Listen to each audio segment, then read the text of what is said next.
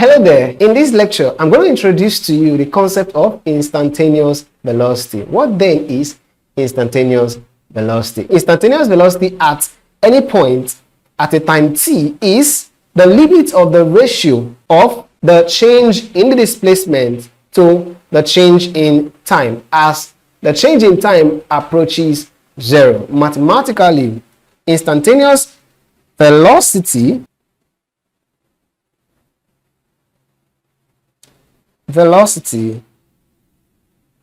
is the limit of the change in the displacement over the change in time as the change in time approaches zero. Okay, so this is the mathematical expression or the mathematical equation for the instantaneous velocity. So when you look for the derivative of the displacement and with respect to time, what you've done is to calculate the instantaneous velocity. I want to take note the magnitude of the instantaneous velocity is known as the instantaneous speed, just like we have in velocity and speed. Okay, so the magnitude of the instantaneous velocity is equal to the instantaneous speed. Let us consider an example. We're asked that, or we're told that the equation of the displacement time curve of a particular particle or of a given particle is given by the equation x is equal to 10t squared plus 5t minus 2. We are asked to find the instantaneous velocities at time t equals 2 seconds and time t equals 3 seconds respectively. Okay, this is the equation of the displacement time curve of a particular body or of a given particle. Is that okay? And we're asked to find the instantaneous velocities when t equals 2 and when t is equal to 3 seconds. Okay, I omitted something. The limit of this instantaneous velocity is mathematically, though I expressed it in words, but mathematically is equal to the x all over the t. So the derivative of x with respect to t is the value of instantaneous velocity. Okay, so from this question we have to find the dx dt of this particular equation of 10t squared plus 5t minus 2.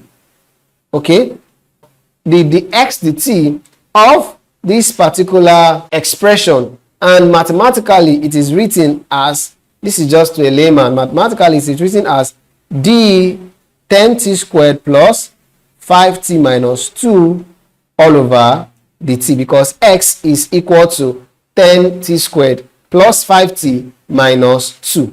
All right, from our differentiation method, that is the formula method, we're told that if y is equal to x raised to power n, therefore the y dx is equal to n times x raised to the power of n minus 1. That is, the power will be used to multiply the variable x, and then the power will be reduced by 1. So if we do that for this particle over here, we would have dx dt is equal to 20t plus 5 minus 0.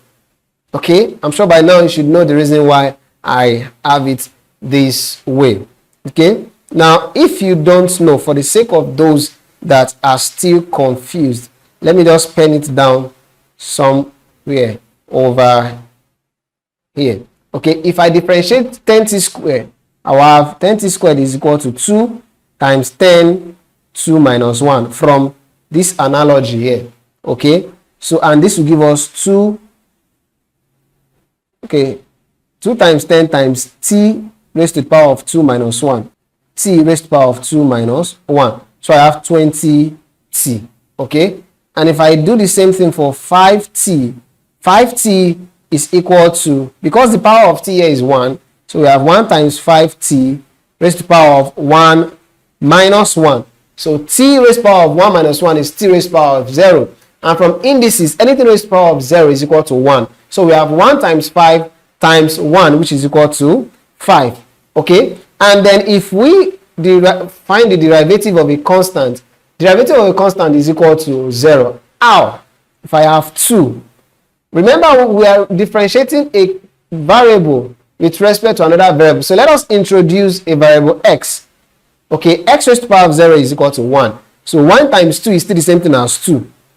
Okay, if I have that, I can say that because I want to look for the value of the y with respect to x, I would have 0 times 2x raised to the power of 0 minus 1.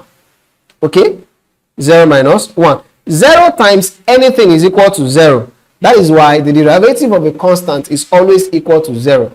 Be it 1,000, 1,000,000, 2,000, 5,220, any constant at all, the derivative of a constant is always equal to 0. This is just by the way.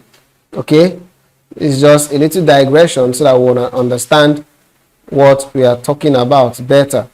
Okay, now,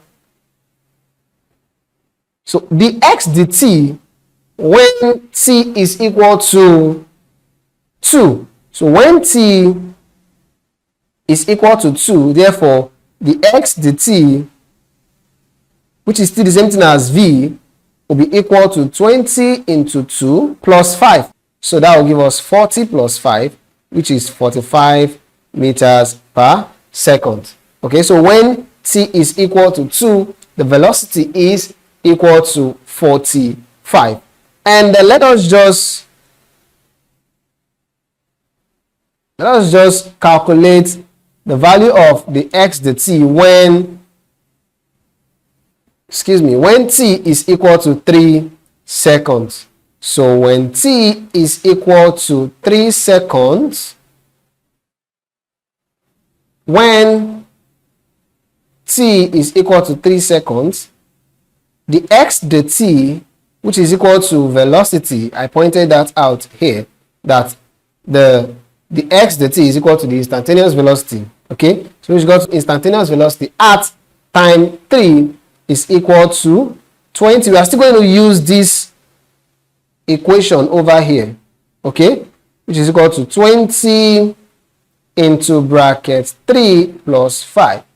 This is 60 plus 5, which is equal to 65 meters per second. When t is equal to 2, the instantaneous velocity is 45, and when t is equal to 3, the instantaneous velocity is 65. And this is the end of the class on instantaneous velocity. I'm sure you have understood what instantaneous velocity is, and with this knowledge you can solve as many problems as possible. But if you still have some difficulties, we are always there for you at awoko.ng so as to make all your problems simplified. So you can just drop your consent on the platform as prompt responses will be given to them. So see you in our next class, where we'll discuss about the counterpart of instantaneous velocity, which is also known as instantaneous acceleration. So see you in our next class.